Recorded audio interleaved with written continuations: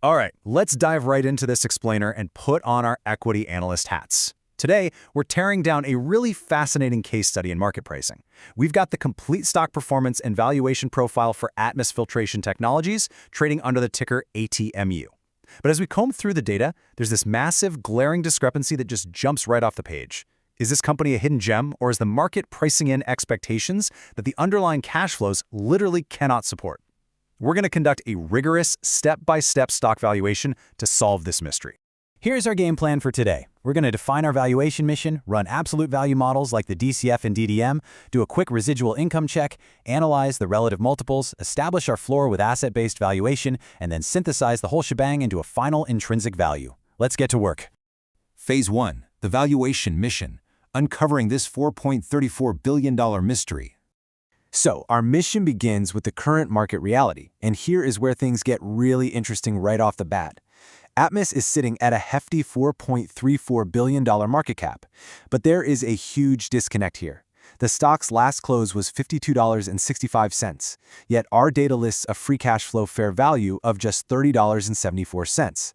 I mean, that implies a negative 71% margin of safety. If we rely strictly on that metric, the stock looks wildly overvalued.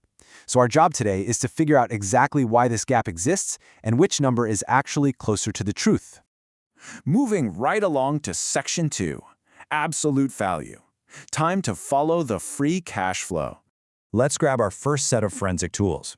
Absolute models are great because they ignore all the market noise and focus purely on the cold, hard cash the business pumps out. Free cash flow is literally the lifeblood of intrinsic value. If a business isn't generating strong FCF, any high valuation is built on a pretty shaky foundation, right? It's the actual money left over that can be used to pay dividends, buy back stock, or reinvest in future growth. And look at this number. According to our data dump, ATMU generated a highly robust $148.8 million in trailing 12-month free cash flow. Now, what's fascinating is that the free cash flow compound annual growth rate over the trailing 12 months was an explosive 161.97%, even though the three-year average sits at a much more modest 5.09%. But we're going to use this $148.8 million as the absolute bedrock of our DCF model. Now, you know the drill with the discounted cash flow model. You project future free cash flows and discount them back to present value using an appropriate weighted average cost of capital, or WACC. Because our source data gives us the final output, but lacks the specific discount and growth rate inputs required for the intermediate steps, we have to clearly state our assumptions as analysts. So we're applying very sensible standard assumptions here, estimating a WACC of 8 to 10% to reflect the equity risk, and a standard terminal growth rate of 2 to 3% to reflect long-term inflation and GDP growth. And boom, plugging in those standard assumptions aligns perfectly with the source's calculated FCF fair value of $30.74 per share. So this confirms it. If you view ATMU strictly as a cash-generating machine based on current free cash flow parameters, the market is pricing in a massive premium. But absolute valuation has another tool in its belt. Let's check the dividend discount model, the DDM, to see if expected future dividends tell a different story. Yeah, the DDM isn't exactly going to save the bull case here. ATMU has a tiny dividend yield of just 0.42% with a payout ratio of only 8.40%. While they do have 2 consecutive years of increases, which is nice, that yield is simply too microscopic to anchor a serious valuation. If a company pays regular dividends, the DDM finds the present value of those expected payouts. But with a yield under 0.5%, the DDM is incredibly fragile here and frankly just doesn't capture the company's true cash-generating power, let alone justify a $52 share price. All right, Section 3, the Residual Income Reality Check. Does this massive ROE actually justify the premium? Since the DDM is inconclusive and the DCF is looking pretty bearish, we pivot to the residual income model to evaluate their true underlying earnings power. And this brings us to the central tension of this entire stock. ATMU is currently trading at a sky-high 11.34 price-to-book multiple. Normally, that is terrifyingly expensive. But, wait for it, it boasts a staggering 54.80% return on equity. I mean, they are generating absolutely massive returns on their retained capital. The residual income model starts from the current book value of equity and then adds the present value of future residual income, which is just net income minus a charge for the cost of equity. AMU has a trailing net income of $207.4 million. Because the return on equity is so remarkably high, those residual earnings far exceed the cost of capital. And this perfectly explains an amazing little nugget in our source document. The calculated EPS fair value is explicitly listed as $53.25. Think about that. This earnings-based valuation is virtually identical to the current stock price of $52.65. Section 4, Relative Valuation Multiples. Let's see how ATMU stacks up against the rest of the industry. Okay, let's get our heads out of the absolute valuation spreadsheet for a second and see how the market prices ATMU relative to its peers. Our source gives us ATMU's exact multiples, a trailing PE of roughly 21 and an EV to EBITDA of 15.7. Since specific peers aren't listed in the data, we have to make an analyst assumption. Standard industrial filtration peers typically trade at PE ratios somewhere between 18 and 22 and EV to EBITDA of 12 to 15. This implies ATMU is fairly valued on earnings, but slightly overvalued on an EBITDA basis. Basically, it's priced for perfection. Section 5, Asset-Based Valuation. Time to establish that balance sheet floor.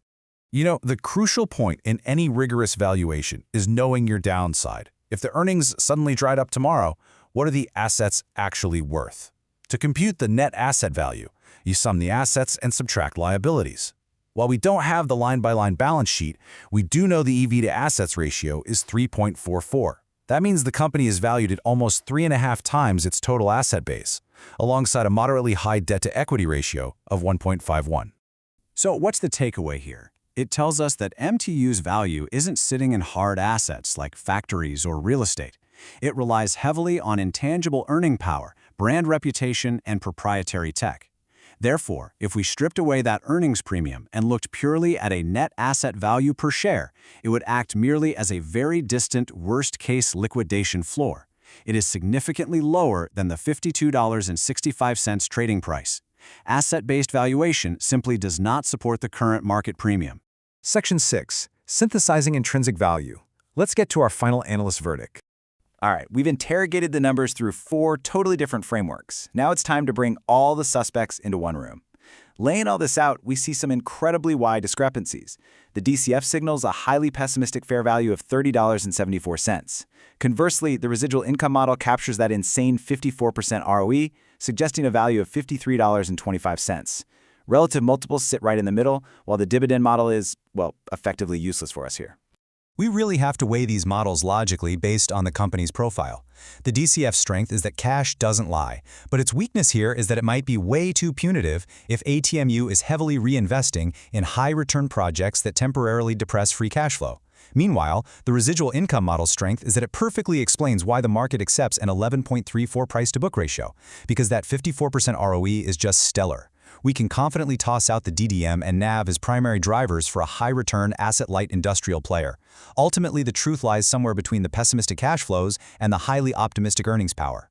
So synthesizing all these models with our sensible defaults, we estimate a blended intrinsic value range of roughly $42 on the conservative side, all the way up to that EPS fair value maximum of $53.25.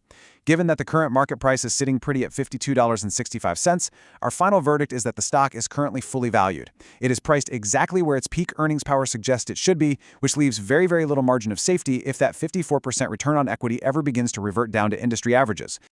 Look, the data shows ATMU has delivered an incredible 45% total return over the trailing 12 months. It is a high-performing business, without a doubt. But you are paying full retail price for that performance today.